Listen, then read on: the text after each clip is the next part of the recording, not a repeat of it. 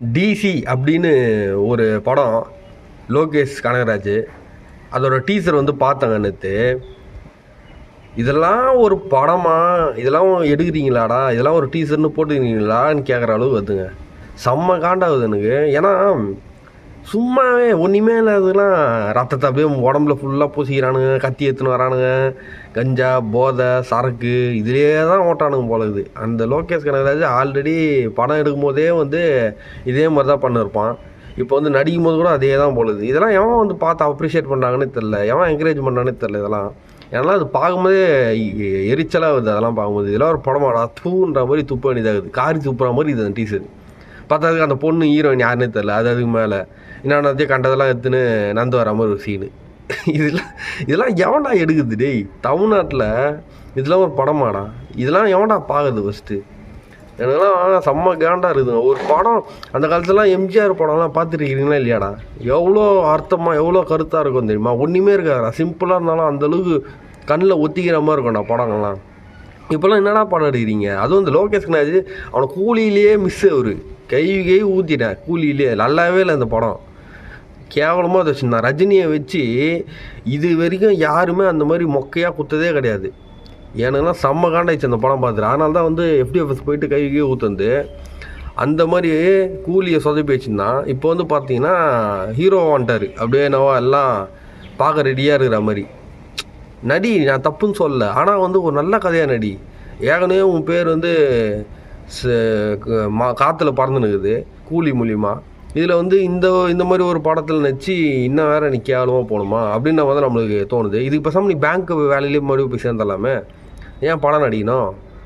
எனக்கு வந்து உண்மையிலேங்க எனக்கு வந்து நான் ஒரு நல்ல படம் கொடுத்தாங்கன்னா, இப்போ ரீசெண்டாக நான் பார்த்த ஃபீல் குட் மூவி, நாட்டுக்கு மக்களுக்கு நல்லது சொல்கிற படம்னா இட்லி கடை தாங்க. அருமையாக இருந்தது அந்த படம்லாம்.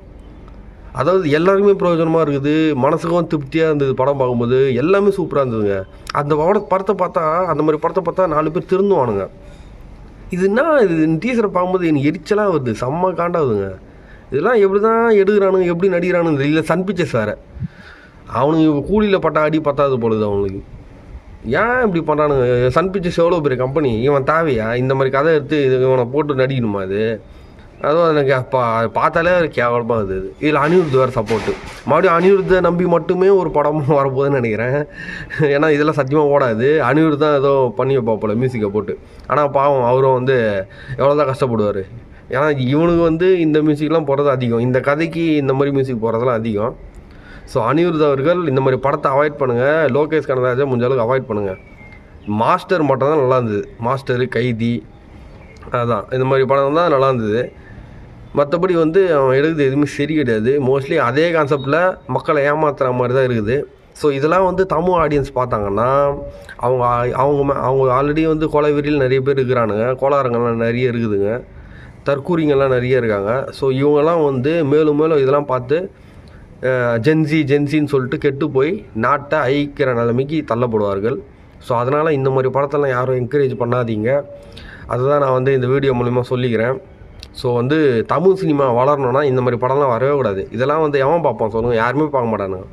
காரி துப்புவானுங்க மற்ற ஸ்டேட்லலாம் பார்த்துட்டு. என்னடா படம் எடுக்கிறீங்க டேய், இதெல்லாம் ஒரு படம் மாட்டான்னு துப்புவானுங்க. அதனால் வந்து ஒரு படம் எடுக்கிறீங்கன்னா ஒரு யூஸ்ஃபுல்லாக இருக்கணும், மெசேஜாக இருக்கணும். நாட்டு மக்கள் ஆடியன்ஸ் எல்லோரும் எதுனா கற்றுக்கணும் போகணும். அந்த மாதிரி தான் இருக்கணும் படம். இதெல்லாம் பார்த்தாலே வந்து குப்பை தொட்டியில் கசக்கி போடுற மாதிரி இது டீசரு. அந்தளவுக்கு எனக்கு செம்ம எரிச்சலாக வருது. நான் வந்து பொதுவாக வந்து சாஃப்டாக தான் ரிவ்யூ போடுவேன். பட் இந்த டீசரை பொறுத்த வரைக்கும் எனக்கு வந்து பார்க்கும்போதே காண்டாகுது. இதெல்லாம் எப்படா பார்க்குறீங்கன்ற மாதிரி ஆயிடுச்சு எனக்கு. ஓகேங்களா? அதனால் வந்து ஒரு படத்தை வந்து வேல்யூபுளாக எடுங்க. ஓகேங்களா? இதில் வேறு டிசினா ஃபார் தண்டக்கர்மம்னு நினைக்கிறேன். இதெல்லாம் வந்து எதுக்கு அந்த பேரை வச்சானு தெரில. தண்டக்கர்மமாக இல்லை டெல்லி கேபிட்டல்ஸாக தெரில. இந்த டிசின்னு வச்சதுனால டெல்லி கேபிட்டல்ஸுக்கே அசிங்கம் அது. அந்த மாதிரி பண்ணி விட்டீங்க. இப்போ டெல்லி கேபிட்டல்ஸ் ஐபிஎல் எப்படி வந்து விளையாடுவாங்க சொல்லுங்க வாழலாம்?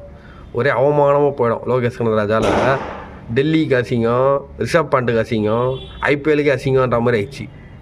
இதெல்லாம் ஒரு படமாடா டேய்? ஒரு நியாயமாக எடுங்கண்ணா. அந்த டேரக்டர்லாம் பார்த்தனா டேய் உனக்கு சரி நீ படம் கூட எடுத்து, நான் தப்பு சொல்ல. லோகேஷ் கனகராஜை போட்டு இந்த மாதிரி கண்டென்ட்டு கேரக்டரை போட்டு எப்படி எடுக்க தோணுச்சு உனக்கு? அது சொல்லும் போதில். எனக்கு எல்லாம் பார்க்கும்போது செட்டே ஆகலை. ஓகேங்களா? ஹீரோயின் அதுக்கு மேலே இருக்குது. எங்கேருந்து பிடிச்சாங்கன்னு தெரில. அது ரெண்டுத்தையும் சேர்த்து விட்டு அப்படியே அதாவது காண்டத்துலேயே படம் எடுக்கலாடா டேய்.